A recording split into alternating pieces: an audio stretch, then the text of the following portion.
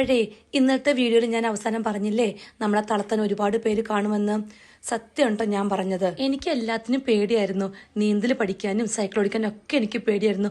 എൻ്റെ ചേച്ചിമാരും അനിയത്തിയൊക്കെ നന്നായിട്ട് ചെയ്യുമ്പോൾ ഞാൻ മാത്രം മാറി നിൽക്കുമായിരുന്നേ. ഒരാൾ നമ്മളെ വിട്ട് പോകുമ്പോഴാണല്ലോ ഇതിൻ്റെയൊക്കെ ആവശ്യകത നമ്മൾ മനസ്സിലാക്കുന്നത്. അങ്ങനെ ഇരിക്കുമ്പോഴാണ് കോലഞ്ചേരിയിൽ ട്യൂബ് കട നടത്തുന്ന ഡേവിസേട്ടൻ പറയണത്, ടീച്ചറെ ഡ്രൈവിംഗ് പഠിക്കണം, അത്യാവശ്യമായിട്ട് കാറ് പഠിക്കണമെന്ന്. അങ്ങനെയാണ് കാറ് പഠിക്കാൻ പോകുന്നത്. പിന്നെ 2 മക്കളെയും കൊണ്ട് സ്കൂട്ടറിലൊക്കെ പോകുമ്പോഴുള്ള ബുദ്ധിമുട്ട് കൊണ്ട് ഞാൻ വീണ്ടും ഡ്രൈവിംഗ് പഠിക്കാൻ പോയി. അപ്പോൾ എന്നോട് ഒരാൾ ചോദിക്കുകയാണ്, എൻ്റെ ഹസ്ബൻഡ് ഉണ്ടായിട്ട് എനിക്ക് ഡ്രൈവിംഗ് പഠിക്കാൻ പറ്റിയില്ല, നിന്റെ കൂടെ ആരിരുന്ന് സപ്പോർട്ട് ചെയ്യാനാണെന്ന്. പക്ഷെ ഇന്ന് ഞാൻ നന്നായിട്ട് ഓടിക്കുന്നൊന്നും പറയുന്നില്ല, എന്നാലും ഞാൻ ഇന്ന് കാർ ഓടിക്കും. അതൊക്കെ അവിടെ നിൽക്കട്ടെ.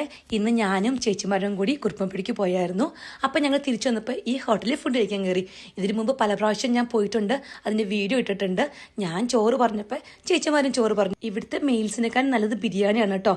പിന്നെ ഒരു പൊതി ബിരിയാണി പാഴ്സൽ മേടിച്ച് ഞങ്ങൾ പോന്നു. വീണ്ടും കാണാം കേട്ടോ.